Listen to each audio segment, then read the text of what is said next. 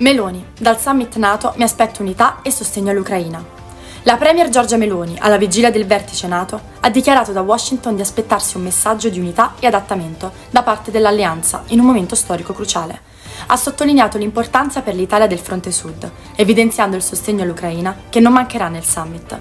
Meloni ha anche espresso preoccupazione per le immagini dei bambini oncologici colpiti dal bombardamento a Kiev, criticando la violenza contro i civili e contestando l'idea di un gruppo filo-putiniano in Europa, definendola una semplice speculazione.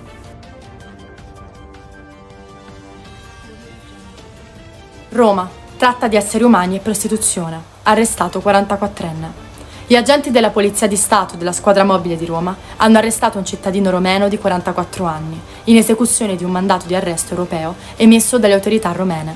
L'uomo dovrà scontare una pena di 9 anni e 8 mesi per reati legati alla tratta di esseri umani, al favoreggiamento, allo sfruttamento della prostituzione e all'associazione per delinquere. Il criminale aveva costituito un sodalizio con altre persone coinvolte nel reclutamento, trasporto e sfruttamento sessuale di vittime, tra cui anche minori. Nel 2016 il 44enne era stato già arrestato in esecuzione di un mandato d'arresto europeo, ma si era sottratto alla consegna.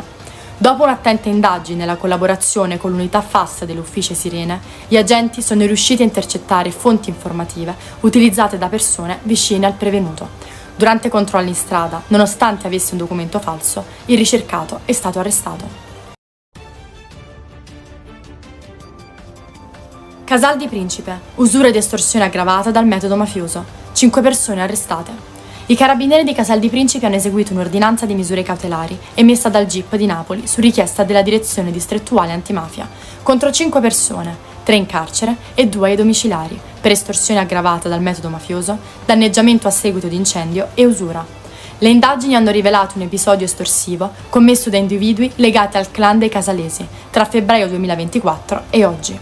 Le vittime sono state costrette a pagare circa 100.000 euro per un debito usuraio di 45.000 euro. Gli indagati hanno organizzato incontri intimidatori e in aprile hanno incendiato un'auto vicino all'abitazione di una vittima, ottenendo il pagamento di 5.000 euro come prima rata del debito.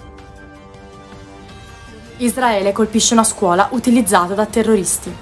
L'esercito israeliano ha colpito una scuola a Nuseirat, affermando che veniva utilizzata da terroristi, e ha esortato i palestinesi di alcuni quartieri di Gaza City a evacuare verso una zona umanitaria designata. Haaretz ha riportato che durante l'attacco del 7 ottobre le truppe israeliane hanno attivato l'Hannibal Protocol, che consente l'uso della forza per impedire il rapimento di soldati, anche a costo della loro vita o di quella degli ostaggi. Il ministro della difesa, Yoav Gallant, ha dichiarato che l'esercito continuerà a combattere Hezbollah in Libano, anche in caso di tregua a Gaza. Hamas ha avvertito che l'espansione delle operazioni israeliane e lo sfollamento di residenti potrebbero compromettere i colloqui per il cessate il fuoco e il rilascio degli ostaggi.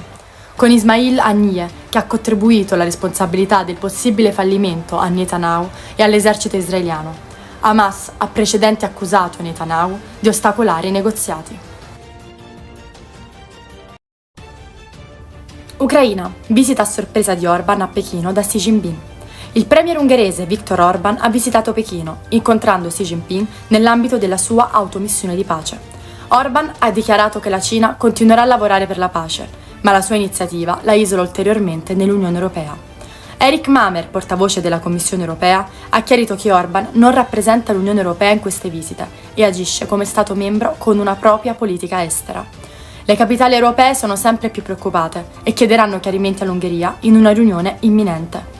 Orban blocca l'approvazione dell'European Peace Facility per gli aiuti militari all'Ucraina, creando tensioni crescenti. La visita di Orban in Cina è stata criticata dagli Stati Uniti, considerandola controproducente per una pace giusta in Ucraina.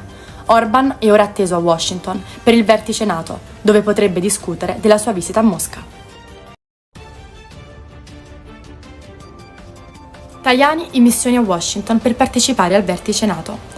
Il vice premier e ministro degli affari esteri, Antonio Tajani, parte oggi per una missione di 3 giorni a Washington, dal 9 all'11 luglio, per partecipare insieme alla premier Giorgia Meloni e al ministro della difesa Guido Crosetto al vertice NATO, che celebra i 75 anni dell'Alleanza Atlantica. Tajani ha sottolineato l'importanza del summit per rafforzare l'unità e il sostegno all'Ucraina, in linea con l'agenda del G7 presieduta dall'Italia. Ha anche evidenziato la necessità di incrementare le spese per la difesa, riconoscendo il contributo dell'Italia alle missioni NATO. Il ministro ha sottolineato l'importanza di dedicare attenzione al fianco sud dell'alleanza per una sicurezza euroatlantica completa. Tajani presiederà una riunione dei ministri degli esteri del G7 l'11 luglio, focalizzata sul Medio Oriente, e parteciperà il 10 luglio a una cena di lavoro con il segretario di Stato americano Anthony Blinken insieme ai ministri dei paesi partner della NATO e Joseph Borrell.